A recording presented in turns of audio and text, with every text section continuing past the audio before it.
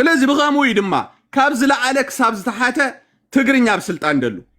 በቃ ዋናታት ናይቲ ሃገር እሱ ካለ ማንም የለን ኣብዚ ግን ኣብዚ ሚዲያ ግን ይጋሰሱኹም አለው በቃ ይብቀሉኹም አለው ጉራ ሓያልኩን በቃ አለቀ እንታይ ይዛረብ ካብ መልሓሱ ተጸበ ብራዘር ኣነ ሓደ ሰብ ተንኮለኛን ዘይተንኮለኛን ካብ መልሓሱ ይድፈልጦ ፋክት ይዛረባነ ስለዚህ አዝመጪው ምዙና ሓድነት ነው ነገላይ ተበልና ቆሳላት ትግርኛ እኔ በልዎ ከምዛ አይነት ሙሽነት አቦታትኩም አይስነቁሁም ወዲያ ስለዚህ ነድሪስ ማን ይድቃወመካ እንድሕሪልካኒ ማን ይሽምካ እዚ ዮናስ ትግርኛይ ሙስሊም አይኮን ድቃወመካ አይደለ ሶም አይኮኑን ሶም በውሽጢ አጆኻ ትግርኛሲ ክትከሰካ እንድሕር ሐሲባ ንሕና ናይ ጠበቃ ክንበካይና ይምድብሉ ወደሎ እንታይ ዛረባል ይሕዋቴ ያለው ናይ ጠበቃ ዝህቡን እኮ ይሉ ተዛሪቢ አየ ትግርኛ ኸ እንታይ ድብል ትግርኛ ድማ በቃ ክትከስስ እንድሕር ኮይንካ ስጋ ወዲ ዘርአየ ስጋ ወዲ ዓማፅን ስጋ ወዲ ኮሎግዛይ እንዳበለ ተረዲካሎ ዘለ ፖለቲካ ይደት ሕዛ ደንቆሮ እንዲ በዓል ሰልጠነ እንዲ ሰልጠነ ሪኹም ኣለኹም ሓደ በጊዕ ድሕሉ ዝነበረ ከብት ዝሕሉ ዝነበረ እንታይ ብለካ ትማል ዳሞ ከምጽዋዳ ዮናስ ተጻዊትልካ ኮይ ሰልጠናታ ደንቆሮ ግልጽ ገይራ ከነግረካ ዮናስ ተጻዊትልካ ሃሙሽ ተሸህ ከም ትፍርም ገይርልካ እጅስ መጽሐስ ኖኖ ገንዘብ አይተሃቦ ማን ይሰማዓካ ደንቆሮ ሳልሳይጨ ስለዚህ እቲ ትግርኛ መዋዕሉ ብድንቁርና ዝተሃነጸይ በቃ አለቀ ብድንቁርና ዝተሃነጸይ ማንም ጀለቢያ ዝተኸደነ ክጻወተሉ ዝመርጽ በቃ አለቀ ካል ዋላ ሓንቲ ነገር የለ ስለዚህ እስኺ ክነግረኪ ሕቶለኒ እስኺ አነ ክርስቲያኔ ተዋሃዶይ ንገር እንደስኺ ታይኺ ክርስቲያን ዲኺ ሙስሊም መጀመሪያ ውጪ ካቢኔት ውጪ ወጽለኹ መኪ ሓንሳብ ካልም ዳውን ፕሌስ ያ አኖ አይኮን ንገር እንደስኺ ንምንታይ ይሕፍረኪ ሃይማኖት ከመታይ ይሕፍረኪ አይሕፍረንኒ ግን ተዛረብ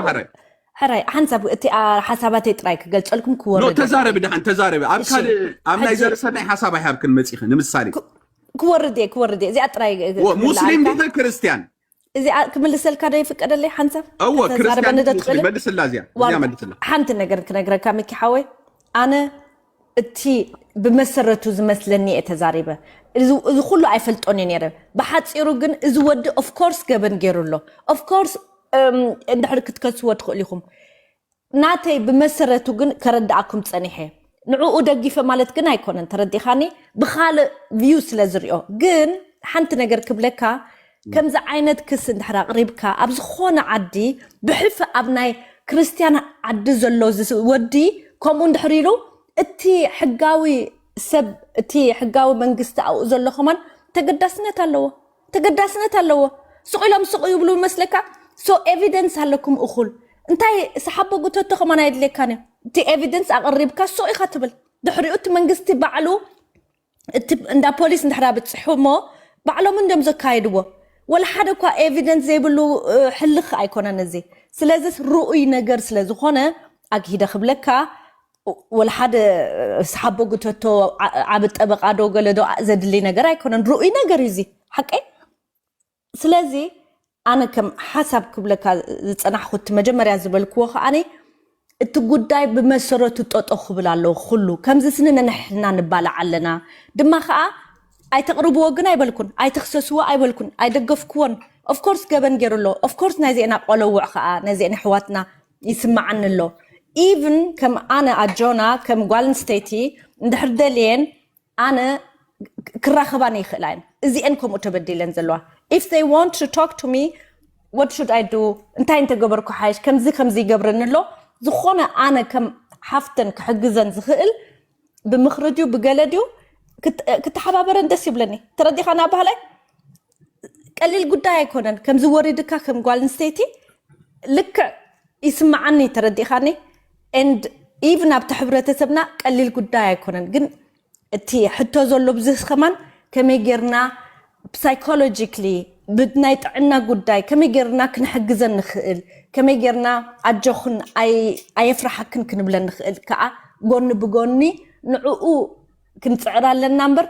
إذا قداي رؤي نجاريو نا بوليس ندحر بصحايو التمنجست نبعلو اب مريتو نكريستيان ندحر كوم يتصرف له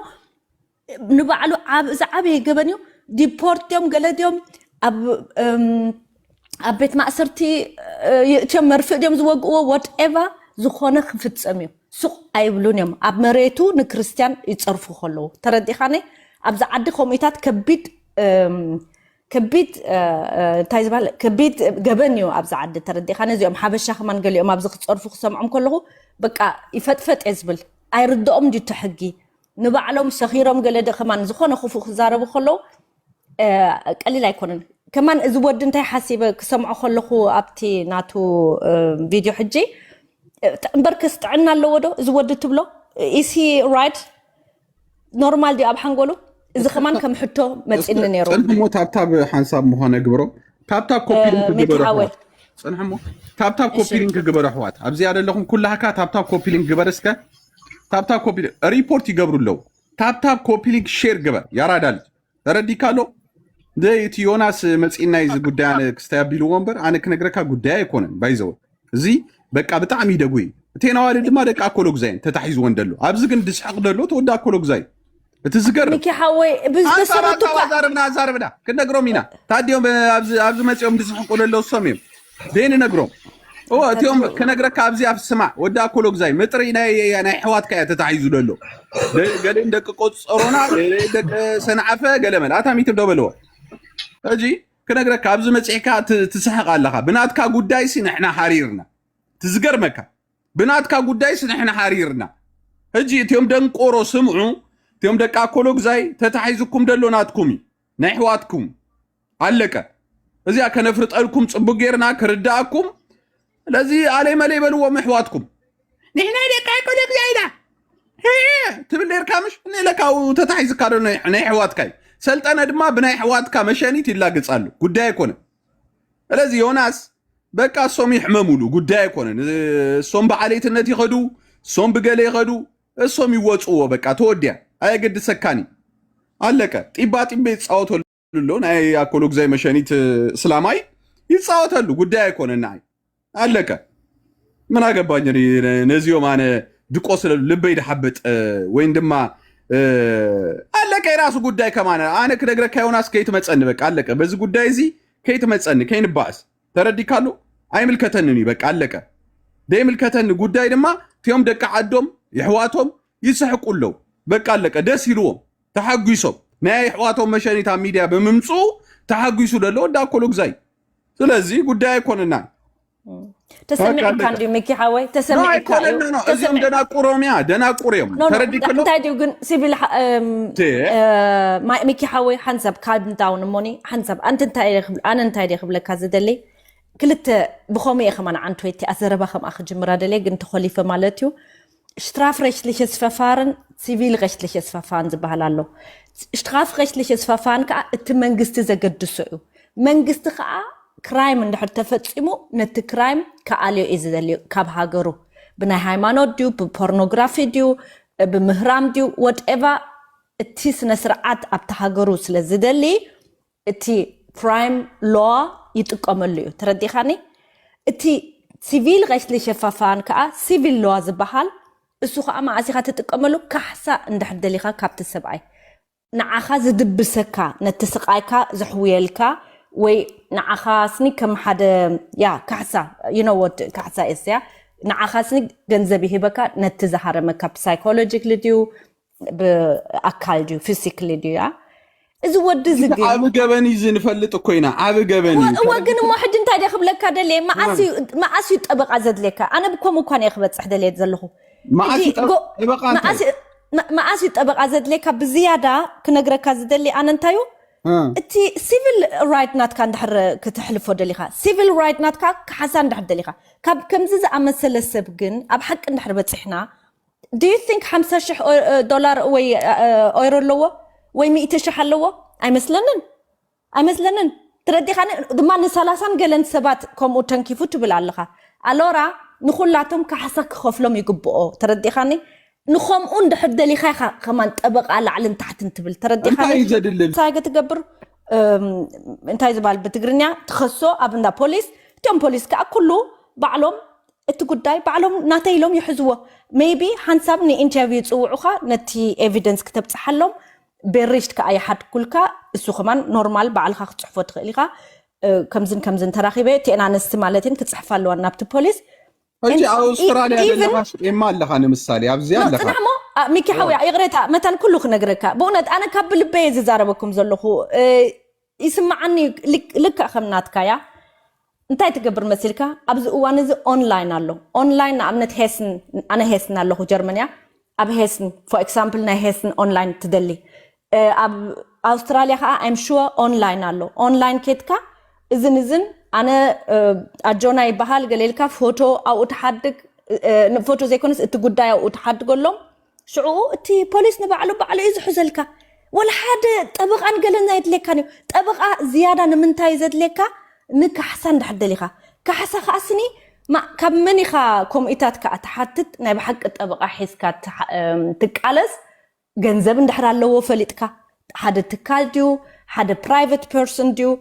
جنزب كله ولا فونيس ist nicht zu holen ولا حد ندحر زي بقول تسب كم انت يكبكا ولا حد يكبكا كأني دلاي جركا تردي خاني سلازي أيوات إني زي GoFundMe مالتي التهزبي تسمعوه بإيموشن ما عاد جنزب يخفل له حقي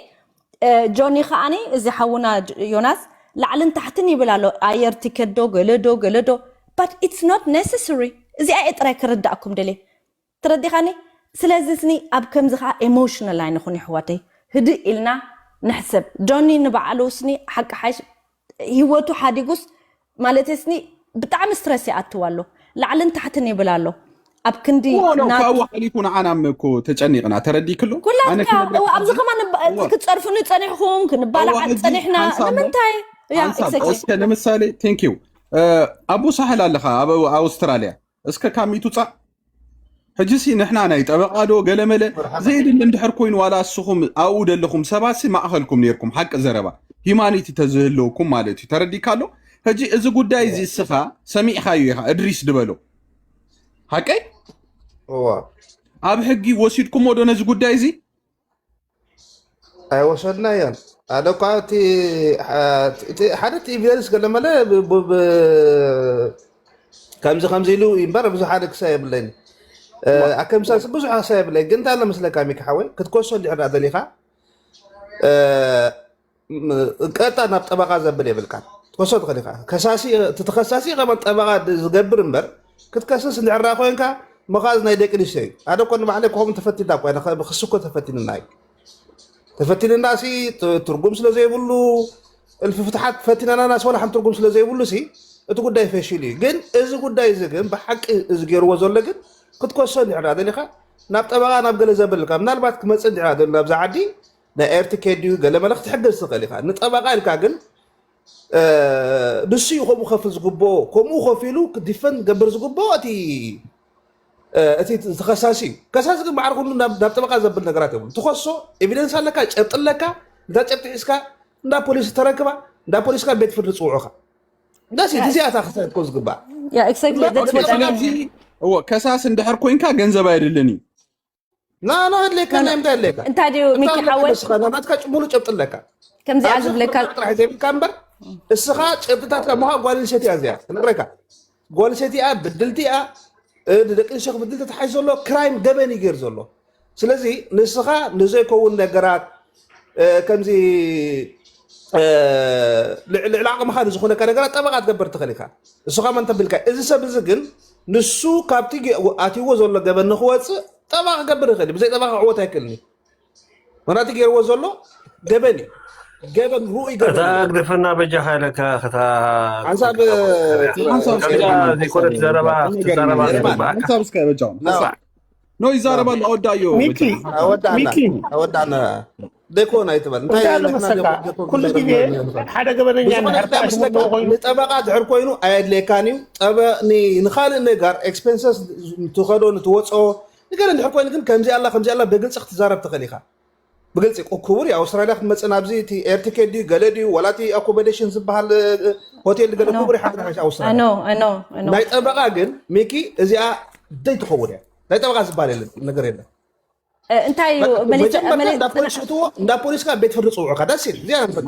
مايكل بريغات حزنا با حق تتحس لها تقدمي زنبر الزارب حج مصيد ود سحر على فرد يبلس بريغات تاب كويس تقبروا ندلهم تاب هاري يقبروا او سوري مايكل تاب قبرات هذا عمل خصوصيات حنتي واسكا رايو سوري اوكي بيحاول كلاتكم جالو ادريس خصص على صنحني يا جنا ادريس خصص على كخصص ندعر كوينه جن ገንዘብ ጥራሕ ኮነ ዘድሊ ተገዳስነት ዘድሊ ናይ ኣነ ከምዚ ኣገረ እቲ ከብሊ ኣብ ሕግ ክብፅሐ ዝብል ንዕራ ኮይኑ ገንዘብ የድለካኒ ክመፅእ ንሕደል ናብዝኻ ምናልባት ናይ ኤርቲኬዲ ናይ ገለድዩ ገለ ክተውፅኦ ትኽእል እሱ ሽግር የብሉን ግን ንጠበቃ ኢልካስ ዘይኮነ ነገራት ተውፅእ ግን እዚ ነቲ ህዝቡ ክሳይ ኣይኮነን ግልፂ ይኮነን ሚኪ ሓወይ እዚኣድኹም ክሶ ንሕደሊ ግን ክኮሶ ክእል ክንሕጉሶ ንኽእል ኢና ብሱኻ ክንኮን ንኽእል ንገንዘብ ንገለልካ ዝግበር ግን ደስ ኣይብልኒ ተገይሩ ህዝቢ ሚካዊ ኖ ፅቡቅ ኣይኮነን ከምኡ ደኮ ክምላኣልካ ዶ እዚኣ ሓንሰብ ሚኪ ሓወይ እንታይ ድዩ መሲልካ እቲ ክልተ ነገር እየን ዘለዋ በቲ ናይ ክርስቲያን ፀሪፉሎ ኣብ ግብፂ ዝበሎ እቲ ቪድዮ ዝረኣናዮ ካልእ እቲ ነገር ከዓ እዚአን ናይ ደቂ ኣንስትዮ ማለት እዩ ክልተ ነገር እዚ ከዓ ኩሉ ኣገዳሲ ነቲ መንግስቲ ንባዕሉ እዩ ክልቲኡ ብሓንሳብ እንድሕር ኣቕሪብኩሞ ናብ ፖሊስ ኢኻ ትመልክቶ ናብ ወላ ሓደ ካልእ ኣይድልየካኒ ጠበቃ ዶ ገለ ዶ ወላ ሓደ ኣይደልን እዩ ምስ መልከትካዮ ባዕሉ እቲ መንግስቲ ተገዳስነት ኣለዎ ነቲ ሰብ ባዕሉ ደብዳቤ ክፅሕፈሉ እዩ ሽዑ ንዕኡ ክፅውዖ እዩ እዝን ይመፂናስ ሓቂ ድዩ ክበሃል እዩ ሓቂ ይኮነን እንድሕር ኢሉ ከዓኒ እዚ ኤቪደንስ ኣለና ከዓ ክብልዎ እዮም ኣሎራ በቲ ናይ መንግስቲ እቲ strafrechtliches Verfahren crime law ዝበሃል ብኡኡ ክኸስዎ እዮም ክፈርድዎ እዮም ፍርዲ ኣሎ እዚ ናይ ስእሊ ሕጂ ንኣብነት ከምዚ ዝገበሮ it depends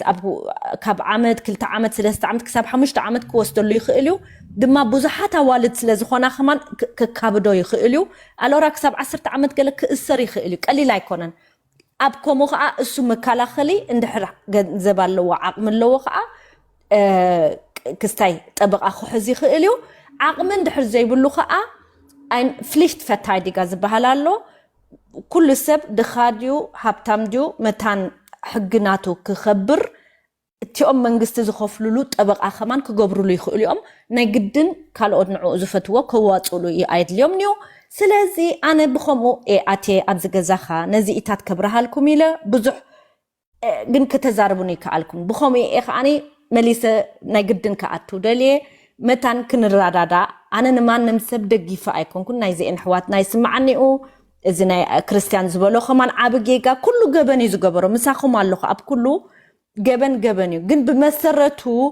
ኣነ ብምንታይ ጀሚረ ምናልባት እሱ ረብሽኩም ይኸውን ብመሰረቱ ኣብዚ ወዲቕናዮ ዘለና ከም ሓደ ሕብረተሰብ ንዓይ ብጣዕሚ የሕዝነኒ እዩ ኣብዚ ኸትካዮ ስእሊ ሒዞሙላ ስእሊ ሒዞሙሉ ናይ ወዳት ኣሎ ናይ ዋልድ ኣሎ ብጣዕሚ የሕዝነካ ሕጂ ስለዚ ስማዓኒ ካብ ቅድም ብኡኡ ጀሚረልኩም እቲ ጎፋንሚ ግን ብሓፈሻዊ ኣድላይ ኣይኮነን እቲ ከምኡ ምግባርና ኢላ ማኣሲኻ እዩ ዘድልየካ ምናልባት ኢላ ንኣብነት እቲ ኣዋልድ ሕጂ ኣይፈልጥኒ ኣበየን ዘለዋ ኣበይ ዓዲ ኣለዋ እሳትን ንባዕለን ንኣብነት ኣብ ጀርመን እንድሕር ኣላ ኣብ ጀርመን ጠበቃ ባዕላ ገንዘብ እንድሕር ዘይብላ እቲ Pflichtverteidiger Pflichtanwalt ኣፍሪካ እንደለዋ ኡጋንዳ ገሌን ኢትዮጵያ ኣብ ኣፍሪካ ኦኬ ደሓን ኣብ ኣፍሪካ ኣለዋ ሓቂኻ ተረዲእኒ ሕጂ እንድሕር ከምኡ ኮይኑ ኣብ ኣፍሪካ እንድሕር ኣለዋ ከዓኒ እዚ ወዲ ሶቪዞ ካሕሳ ክኸፍለና ኣይክእልኒ ቀሊል ኣይኮነን ካብኡ ኮይነን ክኸስኦ ሓንቲ ክረኽባ ዝኽእላ እንታየን መንግስቲ ቤት ማእሰርቲ ክእትዎ ወይ በቲ ናቱ ሕጊ ብኡ ክፈርዶ ፍርዲ ክረክብ ኣብ ቅድሚ ፍርዲ ከኣቱ ካብኡ ንላዕሊ ግን ወላ ሓደ ዝረኽባ ኮይነን ኣይመስለንን እዩ ስለዚ ነዚአን ኣዋልድ ከማን እቲ ኣዋፅኢኹሞ ዘለኹ ከም ሓገዝ እንድሕር ሂብኩመን ኣነ ፅቡቕ ይብሎ ምሻለካ ከም ሓገዝ ኣብቲ ፀገም ዘለዎን እንድሕር መቒልክንምኦ ኸማን ካብ ኣብ ሓደ ጠበቃ ዶ ናብ ጎፋንሚ ዶ ገለ ዝኸይድ ካልእ ነጥቢ ከዓ ክርዳእና ዘለዎ ኣብዚ ኩሉ ጉዳይ ጎፋንሚ ኩሉ ግዜ ኣትስዕር ከመይ እንድሕር ኢልኩም ገንዘብ ንእክብ ምሽ ሽዑ መሊስና ንምለሶ ይንብል ናብቲ ህዝቢ ስለምንታይ ፅቡቕ ኣይነበረን ስለ ዝተኣከበ ገንዘብ ገሌልካ ናብ ነናቱ ሰብ ትመልሶ ጎፋንድሚ ግን ኩሉ ግዜ እቲ ናታ ኮሚሽን ካብ ኩሉ ትቆርፅ እያ ኩሉ ግዜ እቲ ገንዘብ ክንቀሳቀስ ከሎ በቃ ኩሉ ግዜ ፕሮፊት ኣለዎም ተረዲኻኒ ጎፋንድ ምኻኒ ዓቢ ካብቲ ዝዓበየ ካብተን ዝዓበየ ካምፓኒ ዝበዝሕ ፕሮፊት ዘለዎን እዩ ተረዲኻኒ ቅድሚ 3 ዓመት ክንደይ ቪድዮ ሰሪሕ ኣለኹ 5 ሚሊያርድ ኣብ ዓመት ዝገብሩ እዮም ሕሰበሉ ውሑዳት ሰራሕተኛ እዩ ዘድልዮም ነዚ ተረዲኻኒ ሕጂስ ካብቲ ፀገም ናይ ሰብ እዮም ዝነብሩ ዘለዉ ስለዚ ዓሰብተ ግዜ ትገንዘብ ከማ ናብትን ክኸይድ ከሎ ኦልሬዲ ይሓቅቕ ኣሎ ኣብ መገዲ ኣብ ክንዲ ከምኡ ዝሓቅቕ ናብቲአን ተፀጊመን ዘለዋ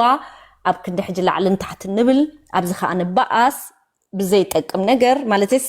ንፈትሓሉ ነገር የለን ስለዚ ንዕአን ክሕገዛ ደስ ምስ በለኒ ንዓይ ወይ ንኻልእ ከዓ ፅጉማት ትጥቀምሉ ኣብ ክንዲ ሕጂ ናብነን ናስነቲ ሰባይ ተውፅስ ከመን ይሰብ ደውፅ ዘሎ መን ይውፅዋ ኣቱ እሳተ ሓይሽካ ባኹም ካብቲ ኦድዋ ያኽበጃኹም ያኽባ እሳተ ሓይሽካ ባኹም ባይዞይ ካብቲ ትግርኛ እሳተ ሓይሽ ንምንታይ ተው ዓሰርተ ኢድ ኣታ ምለስዋ ኣስቶም ምህሮት ህብያ ብስል ዝበለ ሰብያ ዋላ ካልእ ጉለት ክህልዋ ምለስዋ ሰባይ ተውፅዋ ደርባያት ሰባይ ተውፅኡ ኣንውሕሎም ይኸውን ኣንውሕሎም ይኸውን ስኽቲ ሕሽ ካብቲ ትግርኛ ተዛረብ ጥራ እንታይ ዲ መሲልካ ሓወ ኖ ከምኡ ትበል እሞ ድሓን ኤኒዌይ ብጣዕሚ ሕጉስቲ እየ እቲ ኣብ ሓደ ነጥቢ ምብፃሕና ኸማን ብጠቕላላ ኩሉ ግዜ ግን እንታይ ደስ ምስ በለኒ መሲልካ ሚኪ ሓወይ ዝኾነ ጎፋንሜን ናይ ሕጊ ድዩ ናይ ገለ ክንከፍት ከለና እቲ ጉዳይ ነፀራርዮ ንምንታይ ዘድልየና ስለምንታይና ንኸሶ ዘለና በቲ ሕጋዊ መገዲ ኸማን በቲ ነፃ ዝኾነ መገዲ ክንፈትሖ ዶ ንኽእል ተረዲኻኒ ብሕጂ ኸማን ክንደይ ክፍፀም እዩ ከምዚ ኢታት እያ and ኣነ ከም ኣጆና መጠን ከዓኒ ነዚአን ኣዋልድ ከምኡ ተፈፂመን ዘለዋ ስእሊ ተታሒዝወን ዘለዋ ሓደ ከፍርሐን ከም ዘይብሉ ክነግረን ይደሊ ኮይኑ ነብሰን እንደ ነጥፋ አደሉ ኣሰንዳ ወይ ፈለጥ እስ ብኸሙ ኳን ኣጆኹን ክንብለና ኣለና ኣብ ጎነን ከም ዘለና ክነርአና ኣለና ትባህልሎ ትገለሎ ገለሎ ተረዲክሎ ገለ ክንከፍ እሰን ዝደልያ ተረዲክሎ ሰብ ኣቲ ከሙ ገባራይ ኣብ ሕጊ ክቐርብ ኣብ መጋበያ ጠጠው ኢሉ ተረዲክሎ ክሪኦ እቲ ቪድዮታት ዝገበሮ ኣሚንሉ ብስነ ስርዓት መግፃዕቲ ክወስድ ከሙ እዩ እጂ ዜና ውሽጠን ተራማራይን ገይረን ደሎ ኣሕዋት ሶሪ ما قليل غير كن ايتسدو نو اي قليل هي وسط كون ميكي حوي اوف كورس مو اذا انا كعوتاين بزي صقم كعوتاين ازي كلاتكم تيومكم تغبروا زلكم كادحر بلو خبز قدايزي بطعم قليلنا حدا وديكم زغبركا كتملكتو غنزب ايدليكا غليدليكا عقم يبلنن غيلكا كيتنعقن بركه ابزخونه اونلاين كمان كتغبروا تخليخا نابتدا بوليس كزي كمان كتكيد ايدليكانيو حدا بجرمن دحركم غيركي اونلاين بورتال كيتكي ፖሊሳይ ስታሲዮን ሄስን ፖሊሳይ ስታሲዮን በቲ አውራጃናቱ ዝቅመጠላ በአገርኪ ኩሉ ብዛዕባ እቲ ጽሕፊ እቲ ናትኪ ኤቪደንስ ካት ሰድሎም በቃ ትኺላ ደብዳቤ ናብ ገዙያ ትበጽሕ ወላ ሓደ ኣብ አፍሪቃ አላ ኣብ ካላ አላ ኢልካ ክትንዕቃ የብልካን ንዓኻ ከምኡ ትገብር ዘለኻ ሎሚ ይቅርሕ ተታ ካብቲ ዘለኻዮ ትገብሮ ዘለኻ ከዓ ጠጠውበል ክብለካ ይደሊ መታን ከም ዝኸይበዝሕ بركي انا انتايدي خوين اوبلينغ غور بعد ما تصالوت تاعشو بجاوم وريبورت غور له مثلا تريف حق يمكن بعد ما تصالو انتايدي اقداسي ميكي حوي نحنا كم كستايد غبنኛ እንዲት ህዝብ غبنኛ ስለዘሆነ ተረዲካሎ ከስታይድ ገበር አታ ሪፖርት ይቀዳደም ራዩ ሀፍቱን ከድሕን ግን አይቀዳደም ለዚህም ታይት ብሎ ብትቀል እዚዮ ስለዚህ ቴንክ ዩ ሲስተር ጆና ትብልደለኺ በጣም ቴንክ ዩ ያ እስከ መለስካ ከማን ትብልደለኻ ቴንክ ዩ ተባይዝና ነርና አንተ ተዓሪቅና ለና ሕጅበል ኖ አነ በጣም ይክነግረካ ኣብ ከምዚታት በጣም ያነ ስሚታ ይቆጻጸር ይገባሽ በጣም ይስማዓኒ ምክንያቱም ናአኽም ከም ዋጋጢ ምክተትኸው ነይሩ ኣብ ጎንኽ ከም ዝጠጠው ኢለ ማሐለኹ ነይረ አይ ኖ ስለዚህ ሰብ አሚኑ ዘሃበካ ማለት ነብሱሲ كم يجركات تبلو ما نوري نو ولا بأملاخم صبوا أيقونة كوا حليفو السخا سرايو أوكي نكال سوا الشير تجبر السخا أمينة ذهبتك نبرتاسي واي السخا نميدياتك على الله أنت هيجي رازيا سبزيا أنت هي عبسا ترى دي كله سلازي إذا كسمعنا خلال لو أبسولوت هو سلازي بقى أنا كبابر يا رجال بمكبارينا كنبر نخيل نبر بمزنطات قال اندحر كوين مولو معالت مولو ليت كنصرارف كنزلالفنا حدرينا كمو حليفنا يوينا زي هيوت زي قليل ايكونه ስለዚህ እቲ ጸገም ድማ ናይቲ ትግርኛይ በቃ አለቀ ናይቲ ክርስትና ጸገም አለው ሀፍቱ ክድርበ ሓደ እስላማይ ሀፍቱ ክድርበ ዝደል የለን ባይዘው የለን በቃ ኩሎም አብጎን ሕዋቶም ህጂ ኖ ጽንዕሞ ሃንሳ ኖ ይርዳና እኮ አነ ፈልጥ አጸብቀ ምሶም ይዱ ዕለኩ አብዚ ሚዲያታት ንሪዮም አለና ነው እሶም አብናቶም ጉዳይ አቱ ኻኔም አምናትካ ጉዳይ ግን ቀዳማይ ዳቱ ሶሜም እጂ ገሌም ቁንዓት አይኮኑን ማለት አይኮነን ውሕዳትም ቁንዓት ሓደ ትግርኛ ለሓንቲ ሙስሊም ንብረት ሃደ ይሓዘላ ኮይኑ ዲ ይሕዘላይ ግን መጽዩ ኣብዛ ይዛረብኒ ባይዘወይ ኣብዚ መጽዩ ይዛረብኒ ንምንታይ ኣብቶም ሙስሊም ከ ናይ ሰብ መሸኒት ሒዞም ሕዋትኩም ወይ ምስልምና ቀይሩ ወይ ድማ ከም ዝግበሩ ኣይኮነን ስእልኹም ክንድርቤና ድበሃል ዋይ ብኸመይ ምክባር ድመጽ ከምዚ ከመይ ጌርካ ሓደ ሰብ ሃወይ ለክ እንድዝጥምቱ ኣብ ጽርግያ ሕጅን ምሳሌ ሓደ እስላማይ ከም ጸላኤ ጌሬ ይወስዶ ምክንያቱም ኣብዚ ሚዲያ ድገብሮ ወደለው ነገራት ካብ ቲክቶክ ናብ መሬትም ክሓልፍ እዩ እዚ ጉዳይ እዚ ቀሊል ኣይኮነን ያ ሓደገኛ እዩ ስለዚህ ሰብኣይ ስራሕ ኣይኮነን ኣብትኻ እንዳ ሕሰረልካ ነው ከኽብሮ ኢልካ ይትጸበ ማንም ይኹን ማንም በዓል ሓናን ትበሃል ያ ቀንዲ ኣዋፋሪት ኣውስትራልያ አይደላ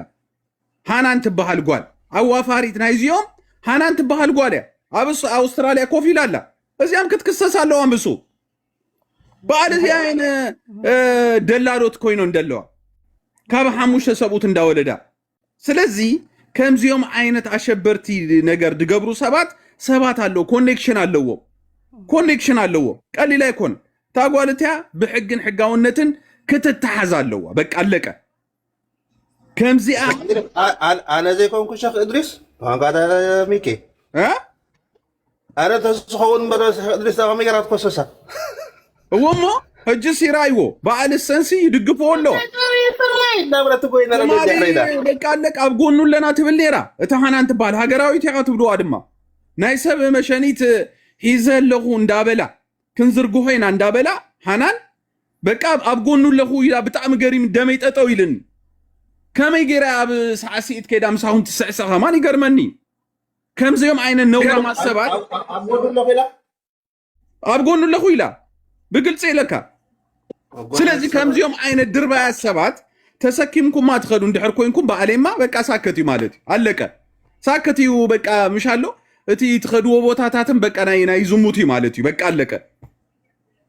ስለዚህ ከምዚኦም ዓይነት ሰባት ክርስትናስ እዚ ናይ ኣብ ግብጽ ዝተካሄደስ ኣብ ኢትዮጵያን ኣብ ኤርትራን ከምዚያ ተድል እኮ ይድብልደሎ ስለዚህ ሓናን ተቀቢላቶ ነዚ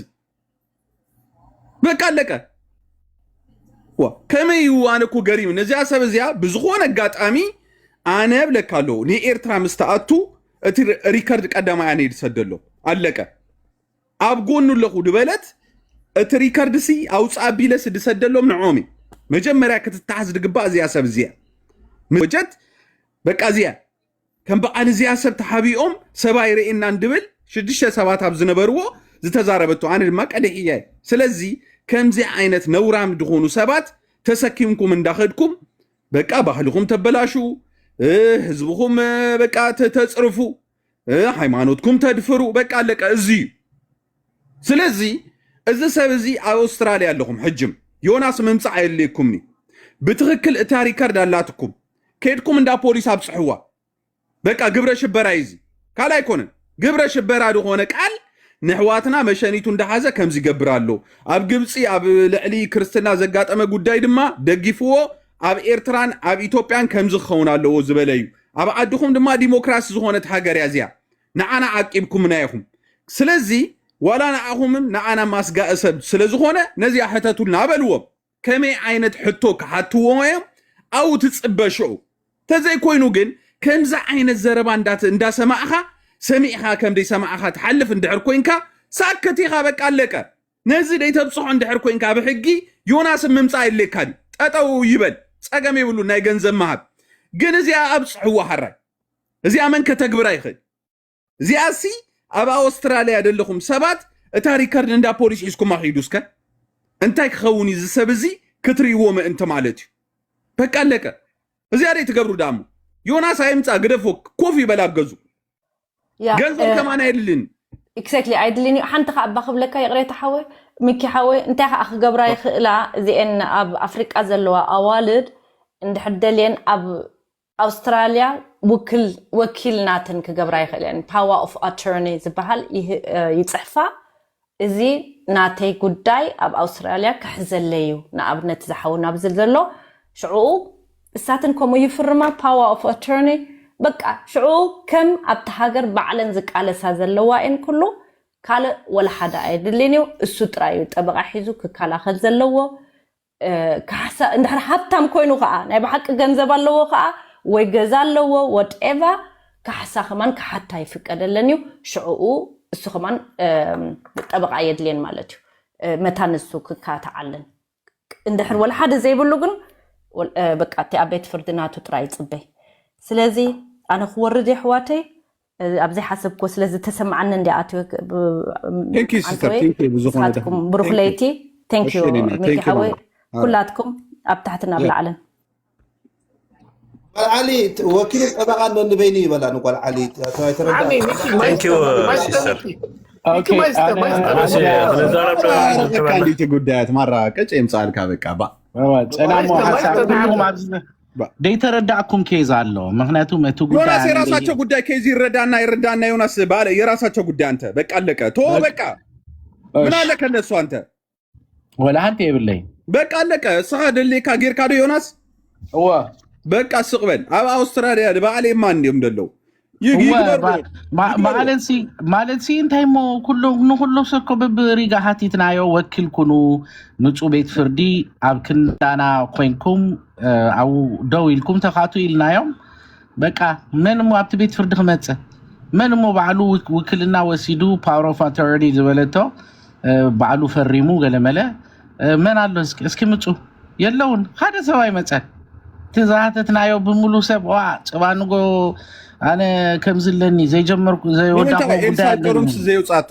ኣብዚ ሚዲያታት ምሽን አና ውጻያትና ከም ዝሉ ተጻሪፉ ዶ ገለ መሌላ ንምታ ደይ ተውጽኡ ሁሉ ሰኒዳት ሁሉ ለበባህሪያ ሰኒዳት ሁሉ ወሙ ኣብ ሚዲያ ዘርጊሓቶላ ዋ ሳዳ በቤት ፍርዲ ኻክተር ሚዲያ ዘርጊሓ ተምጾለውጥ የለን እኮ አይላ በቤት ፍርዲ ኻትሰዕሮ وزي بقى هنا بكل جبن كويس قليل سيمبل جبن إذا بمرما زي لا جبن كويس بتيلو زلوا بتفتحي موزلا سي عامل جبن كويس أمو سهل سيت أنا هنا جرك سهل جا أستراليا هتنبر ملو وكلنا حلافي نتوسط تغلده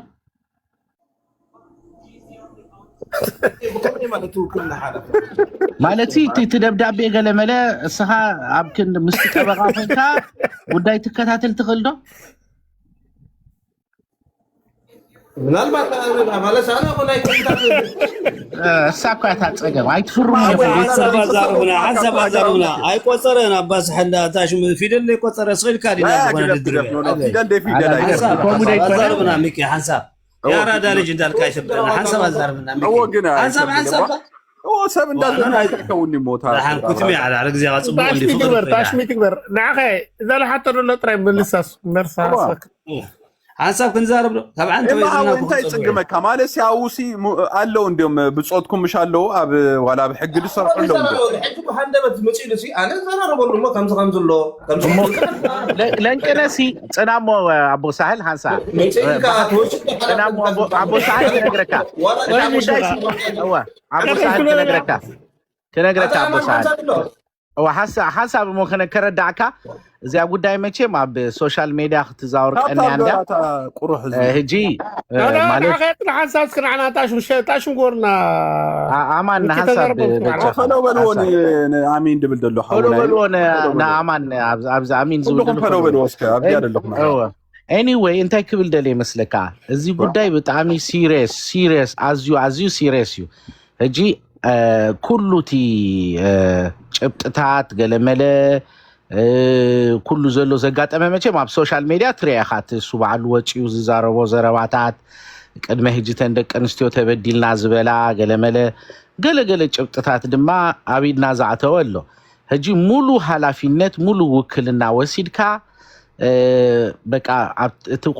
ኩሉ ትድስነድ ገለመለ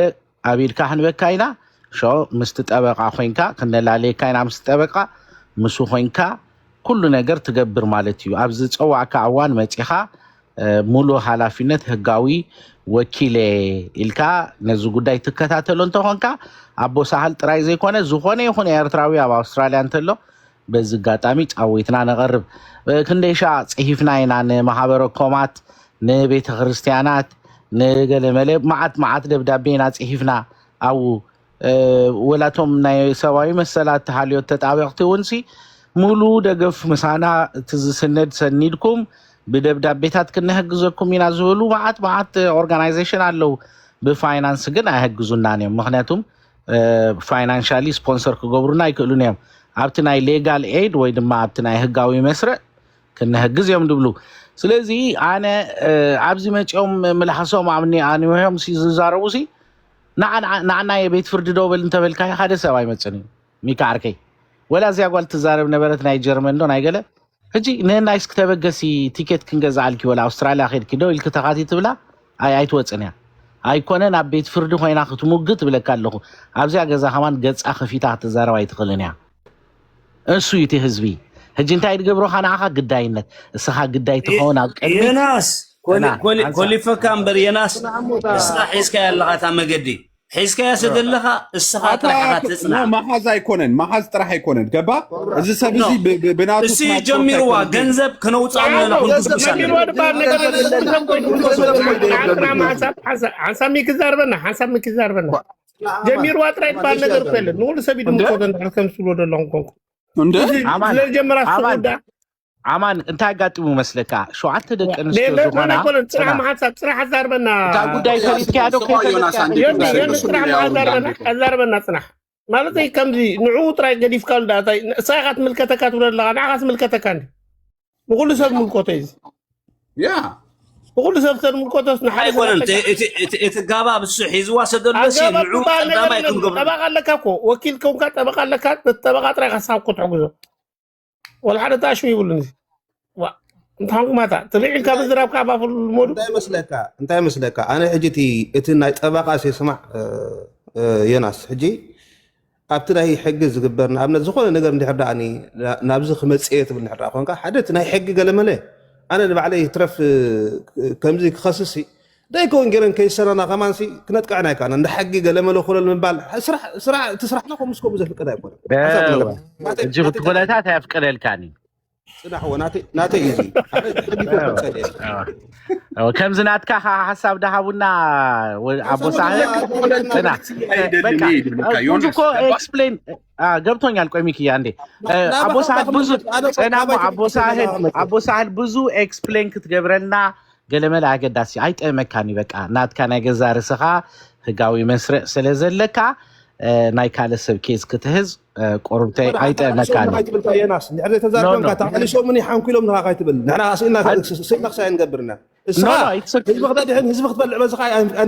ኣይነፍቅልካ ነበር እዚ ስእልካ ፀወታ ኣይኮን ክትዛረበ እንታይ ማለት ህዝቢ ክበል ማለት ከመይ ማለት ካይ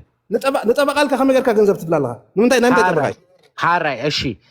ካብዝን አውስትራሊያ ክትከይድ እስኪ ክንደይ ገንዘብ ውድ እስኪ ዝኾነ ቺፐስት ኤርላይን I'm asking a question order no حساب ابو سهل حسا هجدف ገለመል አይትበል ህጂ ሓንቲ ህቶ ካዓተካይ ካብ ካናዳ ተበጊስካ ናብ አውስትራሊያ ክትዓቱ ቱ ዌይ ቲኬት ክንደይቲ ዝሓሰረ ዋጋ ክንደይ እስኪ ንገረኒ ናይ ነፃ ቲኬት ኣሎ ንኸሙ ዋ እሞ ቲኬት መን እስኪ ኣራኽበኒ ትኸይደባ ኣራኽበካ ግን ኣሎ ፈልጠ ኣነ ሲልካ ናይ ነሲልካ ኢኻ ኣቦ ሳህል ወጃ ግደፈናስ ሲልካ በቃ ዴኮን ኣይትዛረብ بعير حرة قبركم نحينا سالزارب إن حرة قبرك يا صبوا قبرك قدوفنا بيجاكم خب عن تزارب سوكي حسب الزارب حسب جا حجي أبو سحل يا ناس حسب ودع بيت حسب لا ودع بيت حوي لا إحنا قبرك أنت يدي حنتي هذا حسب سيدنا كان سميت أيه وزراعة كده أوكي አሎኒ ድምጽ ገብራለሁ ናትካኝ ሰማታኒና ፐብሊክ ያረዳ ጽባሐሳ ታጀበከ ዛሬ ኖ ፐብሊክ አለኻ ድምጽ አይስማዓኒ አዳ ስማዓታ ተማም ናኖ ጸገም ዝባል ይብሉ ሰማዓለኻ ኦኬ ህጂ ካብቲ ቦታ ስእሊ ኢልካ ተዛረብ ድምጽ ለዎ حجسي عن توي ستايدك يناس أستراليا سي تفوتهم سبعة الله قادم كوميونيتي له زخون نجار نير تراوينا له هاي كل نجار بعلها خاز بالكاي خاني كل نجار كاي كان نايها في مسج أوكي سبكا ويزو له سخان بعلها صراحة الو أبغى أقول كوفي الكاري هتصرح صراحة خافني تايم هذا كادي صغا تبديت كاتب قعس كساس اوكي اورايت كملس هيجي نو نقرأك حجي حجي كم لك أقول سرح نو حساب نقرأك هذول لو حجي أكيد كان هتزارب كم إن كان هبنا كم زقول قالوا لا يدخون صار كم زرات لا يكون ايكونن السكو يكونن زرب أصير سمع يا كستاي وسد ترى دي خاني حساب نايس وسد سب يتكعك له يكونن أنا وني نحاسي يدقفك أبكم وعينت كمان سبسي حقاونة سنفلتو تاي زارب انتاي يبن فلت الله أبزخون النجار قبل كأتي يقول هذا سب سخا maybe comfortable عين السب تكون تغليها بالليت كتخيد نحال سب كسيس كابيلكا جزية خلوه كخل قبل كخل السب جزية يقولون حد ورد سحل كاني of course صراحة لو سرحوا قد يفوسي كل الزبلون نجار يقولون نسوق سباب تقابل زي هذا لا صغيري بكا ايردن عبا صغيري تبلا انا عنده كلنا أبزلنا إيرتراويانسي كم دليتنا يكوننا ردي خاني صراحة لنا سرحنا ناتو سباتنا لحد الجزية وسيدك هو حاجة تاي بزلهم مسيدك زربا نايسب وسد حسابات وسد نسب تنعقو تخينكا مور زي تخينكا كل نجار كسايت قبر تخينكا is nothing point انت حاوي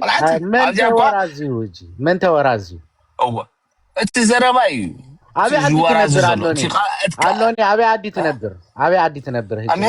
امريكا عمت امريكا هجي اب امريكا سخا دخانه ነገር هجي እትጸገም ኮይኑ ደሎ ኣብዛ ኣሜሪካ ኤሮፕ አንተ ዝኸውን ሓፊልካ ኸይድካ ሁሉ ነገር ትገብር እዚ ግን ጽናሞ ሓንሳብ ሚትግበራ መቃለ ገብራለሁ መስለኒ ናትካይ ናምናቴ ሓንሳብ هجي ኣነ ወራዘይ ኮንኩን ዘለኹ هجي እንታይ በቲ ኮይኑ በቲ ቲኬት 5000 ይወስድ ሰባት ኮረኺበ ኣብ ኣውስትራልያ እቲ ቲኬት ካብ ካናዳ ነቂልካ ንሓደ ወሪ ንኣብነት ጁላይ 1 ተበጊስካ ጁላይ 30 ንካናዳ ክትምለስ ጠቅላላ ምስ ትራንዚቱ $5000 ካናዲያን ዶላርስ ኮስት ዝገብር ኩቡሪ ና ኣውስትራልያ 19 ሰዓት ገለ ፍላይቱ ሞዳታ ዓለም ይበቃ ጫፍ ጥቃ ኣንታርክቲካ ይለሎ ብኸሙኻ ኩቡሪቲ ቲኬት መግዛት ግዜ ጽና ሓንሳ ሚትግበር هجي ሰብ ረኺበ ኣብ ኣውስትራልያ ሰብ ረኺበ ብዙሓት ሰባት ዮኒ ኣጆኻ አንተ መጽኻ ሆቴልን ገለን ሽግር የብልካን ምሳና ተቀኒ ኩሉ ነገር ኣብዚ ክንከለካ ይናገርም እሞ ኣነ ካብ ድመጽሲ ክንዱ ነገር ትገብሩ እንተኾንኩምሲ ባዕልኹም ምስቲ ጠበቃ ዘይትውድዎ ትዝኽፈል ኩሉ ኦንላይን እንዲ ዝኽፈል ኦንላይን ንህና በዚ ንኸፍሎ ወራዓት ድስደድ ዲኤችኤል ጌርና ኩሉ ቲ ቪዲዮታት ገለመለ ትርጉም እቲ መርትዕ ገለን ሰደልኩም ንስኻትኩም ድማ ህጋዊ ወኪል ኮይንኩም ላዕልን ታሕቲን ኢልኩም ኣብቲ ቤት ፍርዲ ድዩ ምስቲ ጠበቃ ዲኹም ተራኺብኩም ዘይትውዱልና ኢልናዮም ሸው ኩላ ሰብ ሸተት ኢላ ኩላ ሰብ አቡ ተሓደ እንታይ ኢሉካ ዘይወዳ ኾና ኢሚግሬሽን ጉዳይ ኣለኒ ናይቲ ክስታይ ንሓደ ሰብሲ ስፖንሰር ገይረዮሲ ምስቲ ኢሚግሬሽን ገለመለ ቤት ፍርዲ ኣይጥዕመንን እዩ ከምዚ ላይሰንስ ተወሲዱሲ ላይሰንስ ከምልስ ላዕልን ታሕትን ዝብል ዘለኹ ገለመለ ኩላ ምኽኒት ገይራ ኩላ ካብ ቀሺ ጀሚርካ ኩሉ ሰብ ምኽኒት ገይሩ ኣብዚ ኸማን ኣቦ ሰዓል ግልጽ ተዛሪቡ ኣነ ካለ ጉዳይ ስለዘለኒ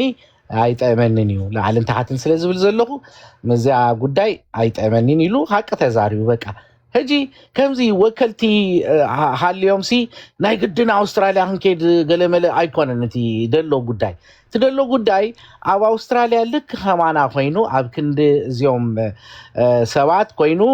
በቃ ላዕልን ታሕትን ኢሉ ኣብ ከምዚ ቤት ጽፈት እንዳኸይደ ናባና ጸብጻብ እንዳሃበ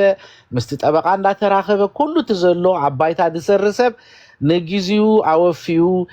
ተወፋይነቱ ዘሪ ሰብ ንፉዕ ሰብ ይዘለና ኣጋጣሚ ግን አንፎርቹኔትሊ ኣይተረኸበን ስለዘይተረኸበ ድማ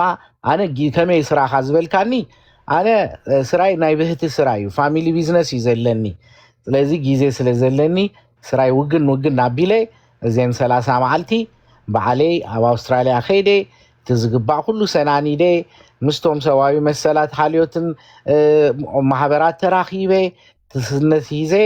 ኣብ ቅድሚ መጋብያን ሰብ ዝኸሲሰዮ ሓላፊነት ወሲደ ንኽምለስ እቲ መደብ ተሃንፂፁ ዘሎ እጂ ደዛረበና ዘሎ ፋይናንስ እዩ እቲ ሰብ ብሞራል ብተስፋ ብኩሉ ይሕግዘና ኣሎ ኣብ ናይ ፋይናንስ ክመፅእ ከሎ ግን ኩላ ሰብ ሸተት ኢላ ስለዚ ብግዜ ሕገዝ ኢኻ የናስ እመነኒ ክትሕገዝ ኢኻ ንሰርሓሉ ኢና ኣረ ኣነ ሕጂ ኣብ ውሽጢ 30 መዓልቲ ጠቕላላ 6,700 ይኽእቱ ኣብ ናተይ ስራ ይኹን ኣብ ናተይ ፐርሰናል ንስራይ ከማን ሉዝ ገይረ ገለ ሉዝ ገይረ ብዙ ነገር ደቀይ ገዲፌ ሃዳረ ገዲፌ ሞ ሪስክ እንዳወሰድኩ ክትመጪኒ ብደብዳቤ ካብ ኣውስትራልያ መን ምዃኑ ከማን ኣቐዲመ ንፖሊስ ሰነዱን ሰኒደ ክንደይ ናይ ሞት ምፍርራ ከማ እንዳተገበረለይ ሪስኪ ናይ ህይወት ሪስኪ ወሲደ ኣብቲ ዓዲ እንዳኸይድኩ ሕጂ ፋይናንስ ክበሃል ከሎ ናብ ካለ ገፁ ምኻዱ እሱ ንዓይ ሞራላዊ ይመስለኒን እዩ ፍትሓውያን ንኹን ኣብዚኣ ኣይ ባዕለ ንፍለጣ እዚን ደቂ ኣንስትዮ ኢልካ ኻ ሸለል ትብል ዳራይካ ኢስራ ደቂ ኣንስትዮ ኻ ነብሰ ቅትለት ፈፂመን ክትበሃል ከሎኻ ኢልካ ኣብዚኣ ሶሻል ሚድያ ምዝራብ ከይትኸውን ፀዋ ይፈትኑ ዮኒ ሓወት ኣብዚኣ ክዛረብ ኣረ ዮኒ ተዛረብ እንታይ እስከ ኦኬ ኣነን ዮንንሲ ብናይ ፖለቲካ ኣይ ሓደ ይኮናን ኣብዛ ጉዳይ ሙስሊምን ክስታይን ኣልዒልዋ ዘሎ ግን ኣነን ዮናስ ድጉፈ ምክንያቱ ኣነ ኣብ ግብፂ ስለ ዝነበርኩ ኣብ ግብፂ ከባቢ 5 ዓመት ተቐሚጠ ሼክ እድሪስ ተዛሪብዎ ዘሎ ቀሊል ዘረባ ኣይኮነን ብሙላኣትኩም ኣብዝታሕቲ ዘለዎም ክርዳእኩም ምክንያቱ እቲ ክርስቲያን ኣብ ግብፂ ዘሎ ሰብ እንታይ ዓይነት ህይወት ይሕልፍ ኣነ ብኣካል ነይረየ ስምዕ ቤተክርስትያኖም ፍቆዶ በዓል ኣስዋን ዝበሃል ኣሎ በዚ ናይ በዓል ናይ ዶብ እስራኤል ዘሎ ብኡም ክንድምንታይ እዮም ኣብዚ ሕጂ ሰዓት ኣብ ግብፂ ዝነብር ኣብ ግብፂ ዘሎ ክርስቲያን እቲ ዝወሓደ እዩ ክሳብ 5 ሚእታዊት ኣይኮነ ሼክ እድሪስ ተዛሪብዎ ዘሎ ኤርትራን ኢትዮጵያን ልክዕ ከም ግብፂ ክኾነ ኣለወን ኢሉ ክእውጅ ከሎ ብዙሓት ሙስሊም ደጊፎሞ እዮም እዚ ኣዋጅ እዚ ከዓ ኣብ ልዕሊና ህዝቢ ኤርትራ ከዓ ከቢድ ሓደጋ እዩ እቶም ሰባት ደጊፎሞ ዘለው ፅባሕ ንጎ ኣብ ልዕሊና ክፍፅምዎ ክእሉ እዮም እዚ ሰብ እዚ ተታሒዙ ኣብ ሕጊ ኣትዩ ክሕተት ግዴታ እዩ ምክንያቱ ኣነ ከምቲ ኣብ ግብፂ ዝነበርክዎ ህይወት ግብፂ ፅቡቅ ገይረ ስለ ዝፈልጦ ልዕሊ 5 ዓመታት ስለ ዝተቐመጥኮ ኣብ ግብፂ ዘለው ሰባት እንታይ ዓይነት ህይወት ይሕልፉ ፅቡቅ ገይረ ይፈልጦ እቶም ደፋራት ንበሃልስ እቶም ስደተኛታት ንሕና ኢና ኣብ ግብፂ ዝነበርና መስቀል ኣብ ክሳድና ጌርና ንኸይድ መፂኦም ካብ ክሳድና ይበትክዎ እቶም ክርስቲያን ኣብ ግብፂ ዘለው ግን መስቀል ኣብ ክሳዶም ጌሮም ኣይከዱን እዮም ምክንያቱ እቲ ህይወት ፅቡቅ ገይሮም ስለ ዝፈልጥዎ ፍቆዱ ካብ ገዛውቶም ካብ ገዝኦም ሃዲሞም ካብቲ ሃገር ዝወፁ ብዙሓት ስለ ዘለው ስለዚ እዚ ተዛሪብዎ ዘሎ ቀሊል ዘረባ ኣይኮነን ኣነ ኣብ ግብፂ ነይረየ ህይወት ግብፂ ይፈልጥ እቶም ክርስቲያን እንታይ ዓይነት ህይወት ይሕልፉ ፅቡቅ ገይረ እዩ ዝፈልጥ ኣነ ኣብ ኣርደሊዋ ዝበሃል ነይረ ኣብቲ ኣርደሊዋ ዘሎ ቤተክርስትያናት ኣብኡ በዓል ክግበር ከሎ ክንድምንታይ ሓለዋ ፖሊስ ይመፁ ኣብቲ በዓላት ምክንያቱ ግብረ ሽበራ ከይግበር ካበይ ካብ ኣንጎሎ ናብ ኣንጎሎ ይዓፅዎ ፅቡቅ ገይረ ዝፈልጥ ንሕና ኣብ ኤርትራ ሓንቲ በዓል ክትግበር ከላ ኣፍ ልብና ነፊሕና ንኸይድ ሙስሊም በዓል ክገብር ከሎ ኣፍ ልቡ ነፊሕ ኸይድ ኣብ ግብፂ ከምዚ ዝበሃል የለ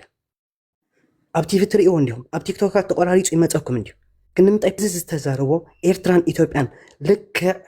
ከም ግብፂ ክትከውን ኣለዋ ኢሉ ዝተዛረቦ ቀሊል ዘረባ ኣይኮነን ኣነ ከም ኣብ ግብፂ ዝነብር ነበርኩ መጠን ቃንዛ ናይ ግብፃውያን ፅቡቅ ገይረ ፈልጠ ንንዶ ኣብ ግብፃውያን ኣነ ከም ዮናታን ኣነ ንባዕለይ ኣብ ግብፂ ዝነበርኩ ዝሕልፎ ዝነበርኩ ኣብ ክሳደይ ብዝገብሮ መስቀል ብዙሕ ፀበባ ዝሕልፎ ሽግር ነበርኩ ኣነ ፈልጦ ስዎ ዝነበሩ እዚ ኣብ ሃገርካ ግበሮ ዝብሉና ነበሩ ካብ ክሳድና በንጢሶ መስቀል ዝወስዱልና ነበሩ እቶም ግብፃውያን ግን እዚ ታታይ ደፍርዎን እዮም ምክንያቱ እሳቶም ሙሉእ መዋእሎም እዮም ተሳቂዮም ሙሉእ መዋእሎም ተረጊፆም እዮም ወላ ሓንቲ ዝዛረብሉ ኣብነት የለን ናብ ዝኾነ ክንቀሳቀሱ ይክእሉን እዮም ስለዚ እዚ ዮናስ ዝብሎ ዘሎ ክትሕግዝዎ ትኽእሉ ተኾንኩም ሓግዝዎ ኖ ኣነ ይሕግዘካኒ ትብሉ ተኾንኩም ትስቕ ትብሉ እቶም ኣብቲ ዓዲ ዘለኹም ነቲ ሸኽ እድሪስ ዝበሃል ኣብ ሕጊ ቀሪብኩም ክትሓትዎ ትኽእሉ ተኾንኩም ትሕግዝዎ እዚ ናይ ፖለቲካ ኣይኮነን እዚ ኣብ ዓይኒ ፖለቲካ ገለ ድርአ ይብልናን ዮናስን ኣነን በበይናይና መትከልና ኣብ ናይ ፖለቲካ ይንሰሃም ዓኒና ኣብዚ ጉዳይ ሃይማኖት ዝተዛረቦ ሸኽ እድሪስ ግን 100% ኣነ ፅቡቕ ኣሎ ዮኒ ፅባሕ ንጎ ኣብ ልዕሊ ስድራን ኣሕዋትና ምስ ወረደኽ እዚ ኣውጅዎ ዘሎ ቀሊል ኣዋጅ ኣይኮነን ኣብ ግብፂ ዘለዉ ህይወት ፅቡቕ ጌርና ንፈልጦ በተኽልጥ ኣነ ነይረዮ ኣነ በቲ ሰሃራ ከይድዮ ኣብ ግብፂ ካብቶም ኣብ 2019 ተኣሲሮም ዝነበሩ ኣብቲ ቤት ማእሰርቲ ኣነ ኣብቲ ቤት ማእሰርቲ እንታይ ይብሉ ከፈልጥ ፅቡቕ ጌረ ይድፈልጡ ኣብ ዓሸራውንስ ዝበሃል ቤት ማእሰርቲ እንታይ ዓይነት ሃይማኖት ክሰብኩ ሓኾት ይብሉ ፈልጥ ኣብኡ ሓደ ክርስቲያን ብጭቕ ኢሉ ዝዛረቦም ገጾም የለን ንሕና ብናይ ዩኤን ስለ ኣቲናይ ዝነበርናት ጉዳይ ግን መንግስቲ ነርና ኦኬ ደፋራት ስለ ዝነበርና ኦኬ ኣብ ግብፂ እቲ ሓበሻ ይደፋር እቲ ስደተኛ ይደፋር መስቀል ኣብ ክሳዱ ገይሩ ይኸይድ ኣፍ ልቡ ናፊሕ ይኸይድ መፅኦም ክምንጥስሉ ድዮም ገለመለ ንዑ ምልከት ካብ ክሳድና ዝበትክዎ ዝነበሩ ግን ንዓና እዮም ስለዚ እዚ ሸኽ እድሪስ ኢልዎ ዘሎ ቀሊል ዘረባ ኣይኮነን ኣቃሊልኩም ኣይተረኣይዎ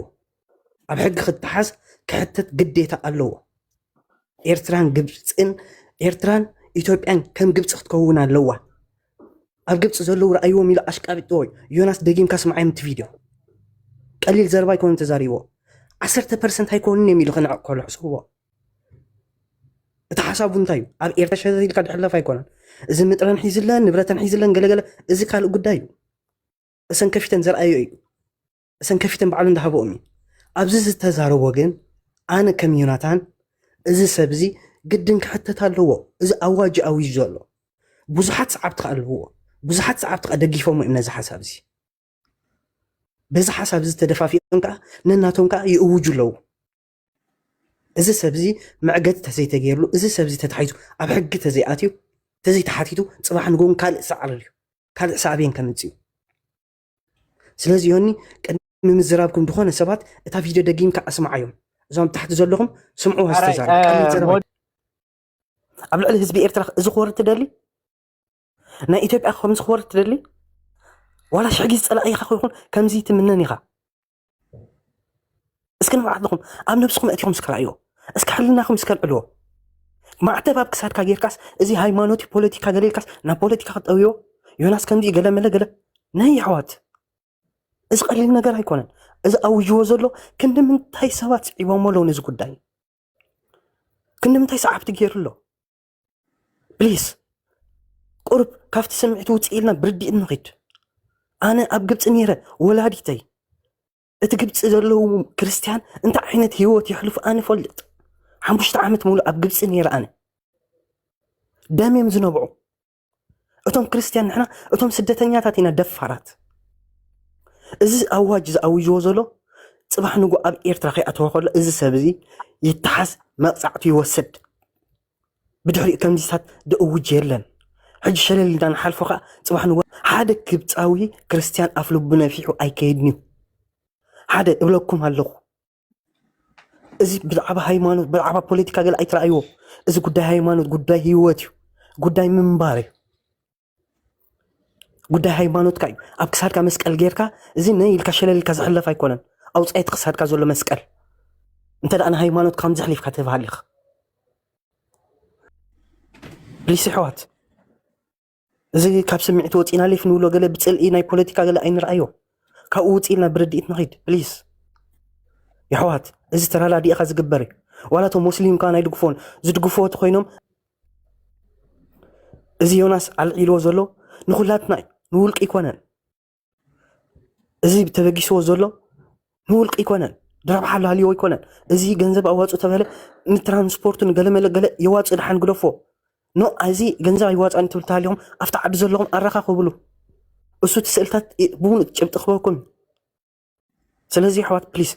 ተረዳዲእና ይህን ሚን ተባሂልና እዚ ሰብ እዚ ኣብ ሕጊ ቀሪቡ ክቋረፅ ክኽእል ከም ዘለዎ ንገብር ብዛዕባ ፖለቲካ ገለ ይኮነን እዚ ኣነን ዮናስን 100% ኣይንረኸብና ሰማይን ምድርን ኢና ኩላትና ትፈልጦና ኣብዚ ማስ ሚድያ ኣብዚ ጉዳይ እዚ ግን ዮናስ በዚ ልዒልዎ ዘሎ ግን ኣነ በዚ ዝገበሮ ብጣዕሚ ተሓጒሰ ምክንያቱ ሂወት ግብፂ ስለ ዝፈልጦ ስለዚ ሕዋት ኣነ ዘረባ ብዘይሓልኩም ሶሪ ንስኹም ናትኩም ሓሳብ ሃቡ ኣነ ናተይ ሓሳብ የገሊፀ ቴንክ ዩ የሕዋት Thank you, Yonahawe. Thank you for understanding. እጂ ጠፊና ዘሎ ወላ ኩሉ ቲ ጎፋንድሚ ገለመለ ኩሉ ወላ ገዲፍናሲ ወላ በአውስትራሊያ ዘለው ሰባት ኢንካሬጅ ክንገብሮም ደሊና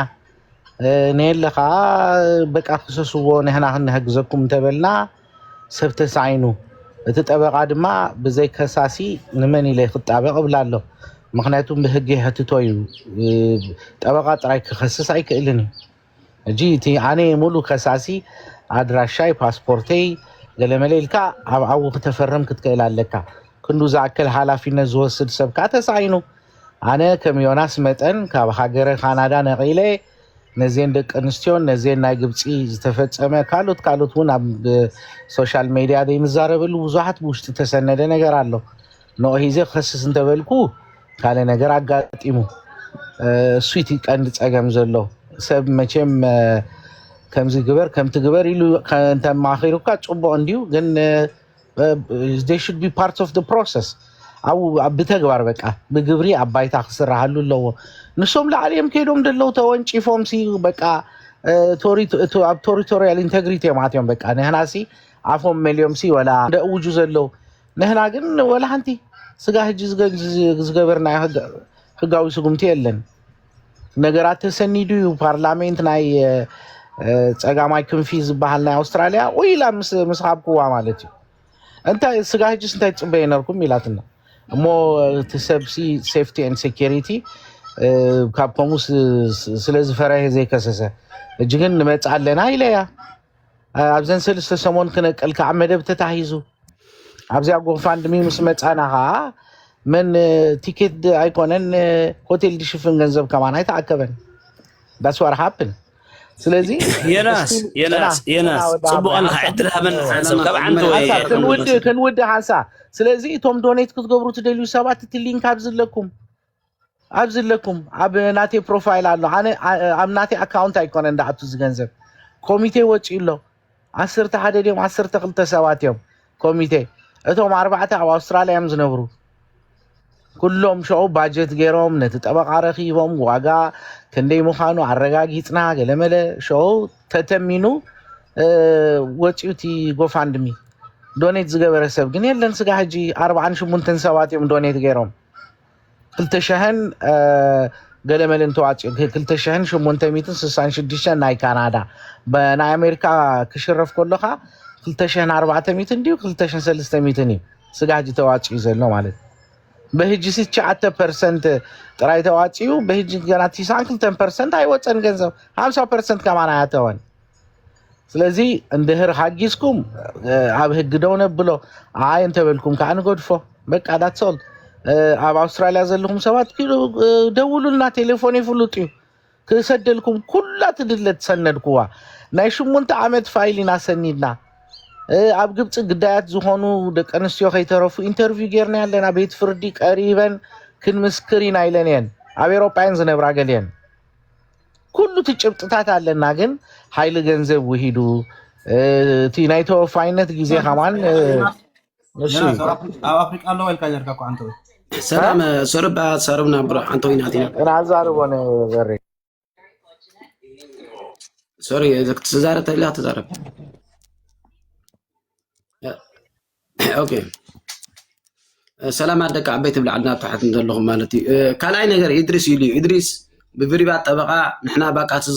ስጋብ ትዝብጻሕ ክንበጽሕ ኢና ኢሉ ማለት እዩ የናስ ካልኣይ ነገር ሪስክ ወሲዱ እዚ ህዝቢ የድሕነሎ ማለት እዩ ስለዚ ኣብዚ ክትዛረብ ፀንዕቲ ጠበቃሲ ኣይድልን እዩ ግን መልታት ክትብልጠልያ ጠበቃ የድሊ ካልኣይ ነገር ጠበቃ ኖርማል ጠበቃ ንሕናሲ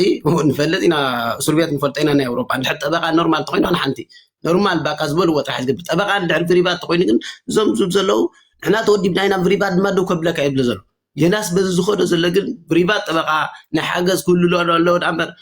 የለን ከመይ ገልካ ዘየለ ጠበቃ ጠበቃ እንድሕር ዘይብልካ ተኮይኑ ሓደ እንድሕር ፍሪባት ጠበቃ ብገንዘብ እንድሕር ጠበቃ እንተልይዎ ወዲኻ ኢኻ ولا حنت تيوم ولا دريت تلكتو استخون كمان طبقا بريبات تخويدو دريت تلكتو هباي تخدني خالو سوريا ولا بزنا يزعدو بزخونه طبقان بنورمال ناي منغستي نورمالي ولا حنت بزول وتا زي كوينو لعليهم خونا يكدني سلازي كنت حقاقز نكلالنا طبقا غركا طراي وزي خوون زلو من 30 والد سي تغبيتن ينزلو من ما دك كريستيان نحسب دينا زك علات زبلو زل حجه ختا يغبرلو تاكيوم توديوم بغنزب نحنا طبقا دو كان بلنا لهم جلجل لا بلو غنزب اكيوم دو يمينهم زلو صح نمنتاي انا دك كريستيان كنا قمزي باقا ولا حنت ولا حنت نمنتاي نطفع لنا زرب زل حبريتا قليل حبريتا نعنا معرس 30 والد سي يو بوشتن يناس رخيبان نحنا شجرا قاتي من الناس بلا زلو بقى نحنا شجرا قاتي من الدوا بلنا حدا جلجالكم قبركا كندي تحنقيهم ولا تخنا نزل كندي تحنقيهم بقى ولا حنت كندي تحنقيهم ابا نزي زي منبس وص والد بوشتن دالا اخا بوشتن دا ودك أربعة النبي تتنقا بقى تخريستيانو تتنقا بقى مشنيت كان نبرات كان اكب مدانا تندك كريستيان بليز إذا مودة ناس وي ريسكي ندات تصرف بقى ريسك نداقده بقى نحجزك عندها حساب سرعة تروح حساب نحجزك عندها أي تعجز ولا حجزك عني ينو بزي تزح حجزهم غا مسكون عم نختمر تسقاب زلو يخيلو بر كل عدم قريقة أبزي أج ساعة دليل برجعنا حمود قال صني لك زينة زوم ساعة كلها فت إلى مالتي منيات حق خوهم كله ما طبقة كله كوفي كا دوبل لك بلا تلقى تقول من خسرك كير مخصصة يا مان سلازم احنا حابيرنا طبقه نقبر نكل لنا بافكار زي كنا طبقه توما اوزلهم بقى ولا حنت ترغم بالو لكم توما بتعدي سوزلو زلهم سو ولا ادغس كامتا مقطاطا زي عينت زربا خضر بي زي عينت حوال بوشتي እንዳወደብካ ሸኺ እንዳበርካ ፈቴ እንዲና ውዛርብون زلو سرقات تحزنين بقى تحزن تا غبره خمس غبره انت ايزي مع 30 خمس كون كله بتاع يشم من ما هيمانتنا نحن سلازم تعمي يخبي دك عبيته ثانك يو برافو بري صبغ هاريم كيا انا قابزاناي بري ملا ابي خزارب ثانك يو كابل على كسب تحت خبعنت ويتصبينا قصيله ينا سابتنات كحساب كمص ازي دمسغن نغري خسرح دلخا صا ايكون نايزي حزبي الباب طفي وز نمبر 5 ما اذن طفا كومباس ويناي بحر مشالو جالبان بلا كاب حق هاديمو حق البو زنبر قيد بتخ بقى اسورو اتحيسكايو بقى سقاس مبغس خونكا يخون ايكون بزي يقدس جن انفت جمجام اتحيسكايو اجي اسخا غبوخا غركا اخمو حجخا ان حراق تقبر تخونكا نواتاوي ገንዘብ ከድሊ بطرا ايدي كون كان كتب السخا اندحر كتب تخون كان عقد راح يكون انت شجركا ادغان فكرلو اكندو وص حزب لك تحسب لها ناي قدن ገንዘብ كواصالكا خوغس غوس አለዎ ጥራው እስኻት ተታሽ መገር ከመይ ገርና ነዛ ሰብ ንውድባ نفلطينا كل ሰብ مسخ ያዘላ እዞም ሓደ ክልተ መቃጠርቲ ወይ መድሓርሓርቲ ደይ ስምዖም حوسواس انا حسب حويناتي بزي ገንዘብ نحفت خوين بيرك تكون اي تخيل نو تخيل امبر صنحنا حزب ግን دونقرو حبتو ديسنق حزا قرط ملا دلايا تخون بعلا انديالكا انوار السرح نعاتن تقلبيتهم نعم صرفون نعنسر صرفون نعنسر صرفون نعنسر صرفون نعنسر صرفون كخسس አለዎ ገንዘብ ካ ትራንስፖርት መخيدي خانات كايناس كواصا الكا ناي ግድንዩ ክንሰርሐሉና እዚ ኣብርስ አقمጦ እስኻታ ሕስካ ያደለኻ በትሪ كيتودق ابغون خالنا باكالكون ببتر دمصه برئس دمصه بغنزب دمصه اذا سخلك تفكر لا حقت حسك يالها صبق الله كل حري الله تحرد الله تحري اصبغرا قصلا صبق خدلها صراحه انا نعخركم اندلك جبركا قرب زربا بزخم القوكا يبلون ولا تحسباونات كابز ايتوص وشطاو غبرو كومبرومايز غبرو كل ነገር تغبر ነገር حساب كاتر حبزي اجلس ابيلكا سوفت لغونه حساب تتغبر ግን بوشت غبرو ابزو بچق بلكا يلخ ملقو كاي يبلون تزي كوين صبو خارلخا مساخا يدل حزبي غرفوتن فرخرخ دبلو ثانك يو ازيا تموداتا تزاربا ازيا انا خصماكم هون አለዎ ገለመለ አይተበሉ አብ ህጊ ኮሙዝ በحال يلن we don't support violence نحنا بسرعه ህግ አውስትራሊያ ኢና ናሃቶ ሰብዚ ንቴሮሪዝም ሰፖርት ገይሩ ካልኦት ደቂ ኣንስትዮ ንህብረተሰብ ኤርትራ ብፍላይ ድማ ተኸታሊ እምነት ክርስትና ነኦም ቴሮራይዝ ዝገብሮም ኣሎ እዚ ኸ ብሃገራዊ ህግ እውን ተሓታቲ እዩ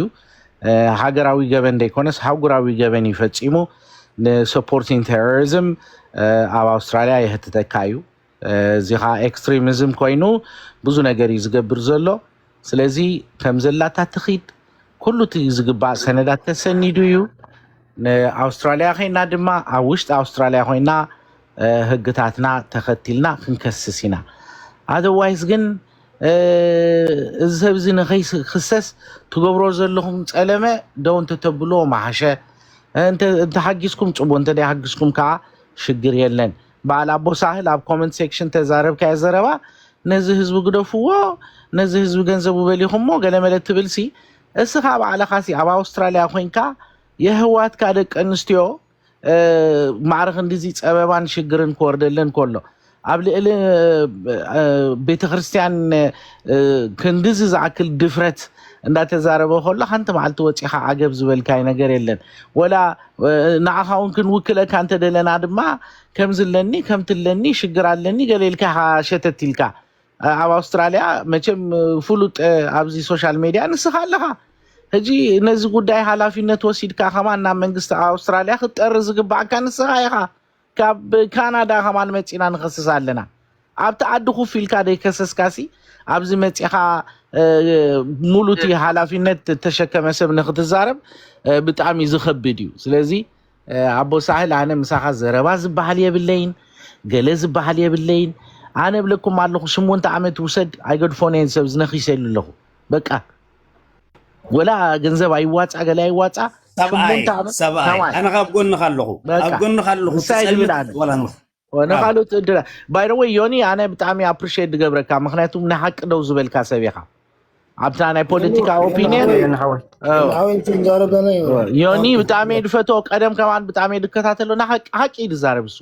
ብዘይገድስ ወላ ደጋፊ ይኹን ብዘይገድስ ሓቂ እዚያታ ሓቂ ኢሉ ይዛረብ በቃ ሓቂኻ ኩልሻ ትስዕርያ anyway go ahead guys يونس حوي انا الشيخ زارب خطا قال ولا لو كمي زارب اوكي ثانك يو باي ذا واي نحن بهايمانوت ايكوننا نخصو السبزي فوتسم كم غير تحسب كم انت يركا جم معك مقماطات يوم انا نقولك يونس به جينيغا نحنا دوغينا قل حبره السبنا معناتي حبره السبنا ينو حنت نقولك كمان حسابي ايصلوني حبره السبنا زودي كمان عمل شيء نورمال سبيو جيجناي تو يلا تبقي سلخو حجزين دابلس إسرائيل أواتي ناسي شو من تشه $9 كنوات عليه تقبلنا تعالي دوك شيء كاكر مكان صباح نبوها باقي راح طفيا زود زين جنزب يبلو قلي يبلو تو انتهيلا زبيترا بقى تصنت على مالتي انتهي وخبلكم ده ليه بعد زي دولت انا حاجه سحل ده قالت دولت انا كمان شيء ينو زي زبلو أبو سهل تبغى قرمك حو من أصحابه هذا جي أبزنا يمني ونسينيرو تامي ذوي تفسير بيتنا هو حبرة سبنا قالوا وتي يني والوايلو حو ودبوت تجيب لك أتا كده من دوسر سباي زارب أنت لك عرف بلوسي سهل سي زغبرو ديفنس زغبرو ايكلني مالتي نابدي امين شاوي حسب زلو مارس زارب ابو سعد قال لي بتصني حمو ولا حو كمان نو قدف ابو سعد اللي نابز حجي قدف نو تقريبا بقى سرا بيتهم كان كيخبروا سي ابز خوارا زي كل قولي زي ينبر ميكي